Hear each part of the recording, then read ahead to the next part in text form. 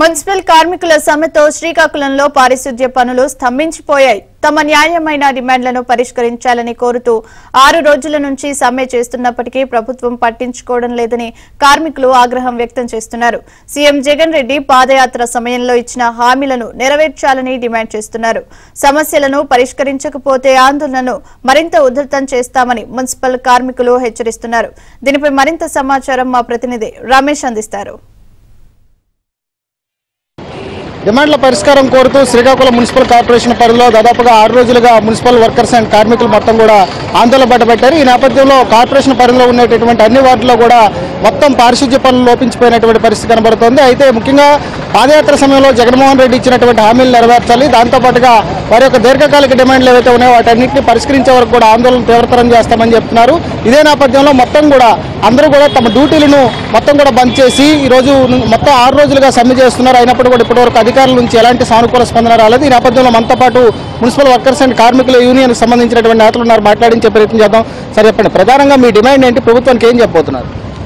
ప్రధాన డిమాండ్ అంటే పర్మనెంట్ చేయాలి, సమాన పని సమాన వేతన ఇవ్వాలి. మాకు గతంలో ఉన్నటువంటి పాదయాత్ర చేస్తున్న ఇచ్చిన హామీలు జగనన్న గారు అదే మేము అమలు చేయమంటున్నాం తప్ప ఇంక మేము గొంతు కోళ్ళు కోరలేదు. అలాగే సిపిఎస్ రద్దు చేయమని చెప్పాం, సిపిఎస్ రద్దు చేసిన అతనే మాకు హామీ ఇచ్చారు. ప్రతిపక్ష నాయకుడికి ఉన్నప్పుడు ఇచ్చిన మాట చంద్రబాబుకి ఎలాగ ప్రశ్నించారో ఈరోజు కూడా మాట తప్పకంటే చేయాలి.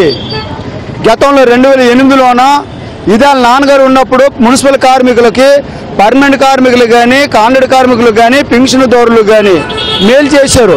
వాళ్ళ నాన్న పేరు తెచ్చుకున్నాడు, ఇతను కూడా పేరు తెచ్చుకొని మాకు గౌరవంగా ఉంటుంది. అతను కూడా కాంట్రాక్ట్ కార్మికులకి ఆఫ్కోసం పనిచేసిన కార్మికులను పర్మనెంట్ చేయాలి, సిపిఎస్ రద్దు చేయాలి, క్యాబ్స్ డ్రైవర్లకి 18 కూడా అమలు చేయాలి, అలాగే ఆఫ్కోసం ఉన్న డ్రైవర్లకు కూడా పర్మనెంట్ చేయాలి, ఇంజనీర్ కార్మికులకి హెల్త్ అలవెన్స్ ఇవ్వాలి, స్కిల్ అన్స్కిల్ కూడా అమలు చేయమన్నాం, అది చేయడం లేదు.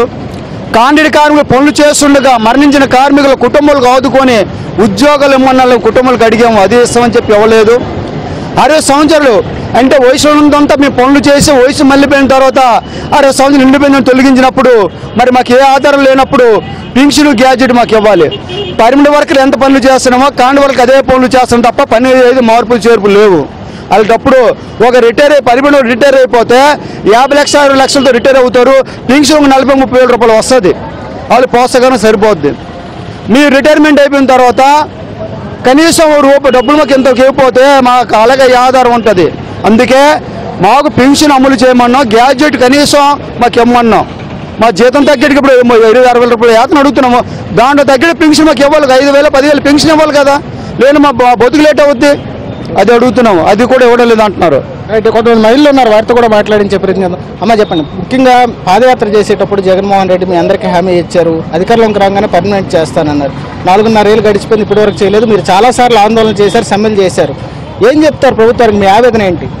మా ఆవేదన ఏంటంటే మాకు మా ఎలక్షన్లోకి వెళ్ళగానే మాకు సంతకాలు చేస్తాము, మాకు పర్మనెంట్లు చేస్తానన్నారు.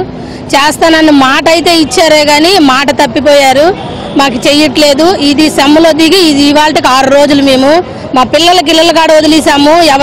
ఆడవాళ్ళు పనులు పాటలు మానేసి రోడ్ల మీదకి వచ్చాము, వచ్చి కూడా ఇలాగే కొనసాగిస్తున్నాము. కొద్దిగైనా కనికరం చూపించట్లేదు. అలాగే మేము అలా ఉంటున్నామే కానీ కనికరం చూపించట్లేదు, కనీసం స్పందించట్లేదు, ఏమి చెప్పట్లేదు. ఇది ఎంతవరకు న్యాయమో ఏటి అర్థం అవ్వట్లేదు. మరి దయచేసి జగనన్న ఇచ్చిన హామీలు మాకు అమలు చేయాలని చెప్పేసి కోరుచున్నాము. ఆ రోజు ఏటన్నాడు, అక్క చెల్లెలు మీకు ఏ కష్టం ఉన్నా నేను ముందున్నాను, అన్న తమ్ముళ్ళలాగా మీకు ఆదుకుంటాను అన్నాడు. ఏ అన్న తమ్ముడు లేదు, ఈ అడిగే గడ్డ మీద వచ్చిన తర్వాత మనకే మర్చిపోయాడండి. మా ఓట్లు తీసుకొని మాకే మర్చిపోయిన పరిస్థితి దుర్గత్వం వచ్చిందండి. ఈ రోజు 6వ రోజుకు రోడ్డు పాలైపోయింది, ఆకలి దిప్ప ఏటి లేకుండా, చలి లేక వాన లేక ఇక్కడ ఉంటున్నామండి టెంట్లోనే. ఎవరు మాకు ప్రభుత్వం పట్టించుకోవడం లేదండి. కంపల్సరీ ఎలాగైనా పర్మిట్ చేస్తేనే ఈ శిబిరం నుండి కదులుతామండి. అంతవరకు కదలం, ఎంత కష్టం వచ్చినా ఎంత నష్టం వచ్చినా వాళ్ళు చచ్చిపోయినా కానీ ఇక్కడే చచ్చిపోతాం కానీ మనం కదలమండి. రైట్, ఇది మొత్తానికైతే తమ ఆరోగ్యాలను సైతం లెక్క చేయకుండా రేంబోళ్ళు ప్రజల కోసం పనిచేస్తాం, కానీ ప్రభుత్వం ఇచ్చినటువంటి మాటను తప్పింది. తమ న్యాయమైనటువంటి డిమాండ్ల పరిష్కారం చేయాలని చెప్పి పారిశుధ్య కార్మికులు కోరుతున్నారు. ముఖ్యంగా ఏదైతే వీరు ప్రాణాలకు తెగించి ప్రజల కోసం పనిచేస్తున్నారో దాన్నైనా కనీసం ప్రభుత్వం గుర్తించాలి. 6 రోజులుగా న్యాయమైన డిమాండ్ల కోసం సమ్మె చేస్తున్నప్పటి వరకు ఇప్పటివరకు ప్రభుత్వం నుంచి ఎవరు కూడా తమను సంప్రదించలేదు, తమతో చర్చలు జరపలేదు అనేటటువంటి ఆవేదన వ్యక్తం చేస్తున్నటువంటి పరిస్థితి కనబడుతుంది. కెమెరా పర్సన్ రమేష్తో రమేష్, ఏబిఎన్ ఆంధ్రజ్యోతి,